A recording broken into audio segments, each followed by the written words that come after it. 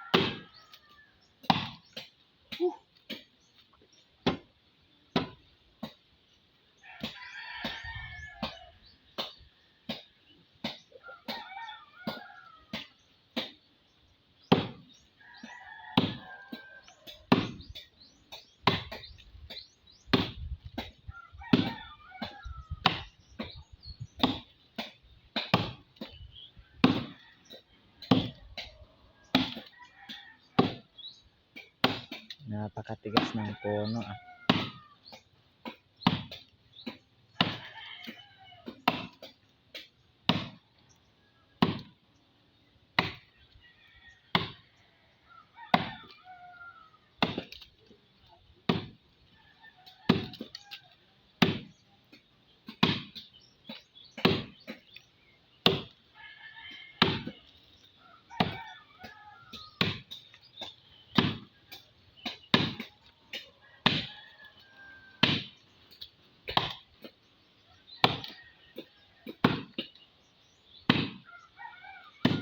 Ayun, puputol na.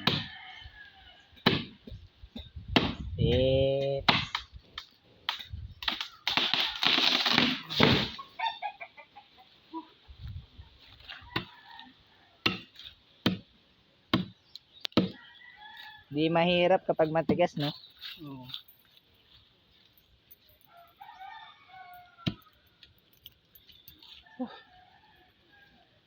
Ipad, alam mo. Ang isa.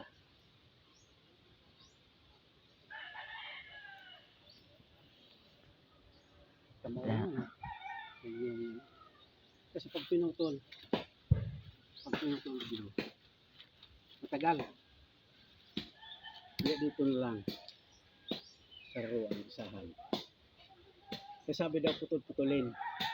Kaya putulin matagal, baka 2 araw hindi pa maano. Hindi pa matumba. Kaya dito ko na lang inano. Sa ruan.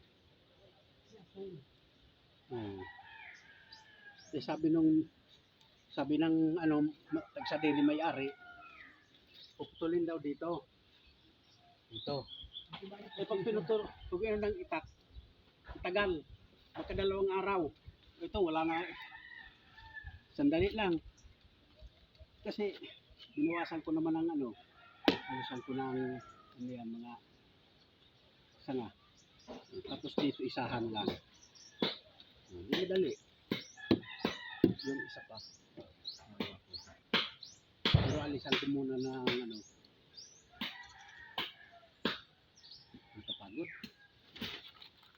Alisan ko ng ano, sa tuloy ko sa puon. Yung ano, yung ano, kalamansi, oh. Yung papunta dito yung may-ari. Kahapon. Yung may-ari papunta dito. Si, ano yan, Inday. Sabi sa akin, Inday, anuhin mo yung ano,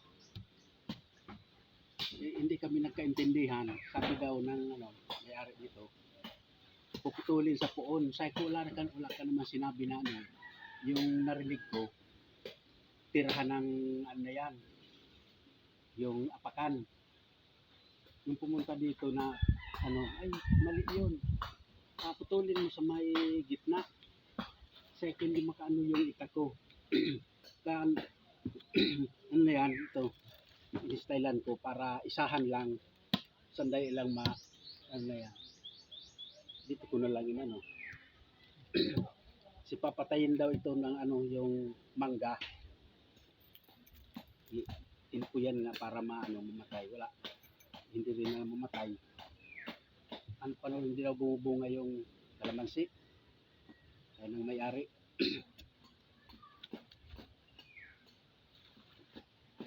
Yan o, maraming bunga ng kalamansi.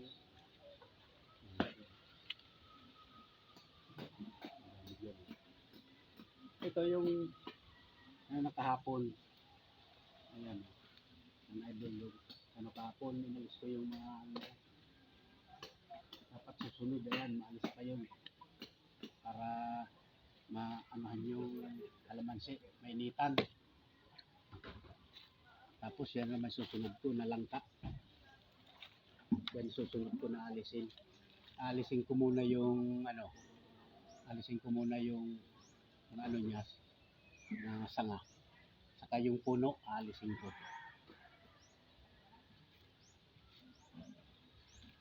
Pagod ako. Kahapon, pagod ako magano.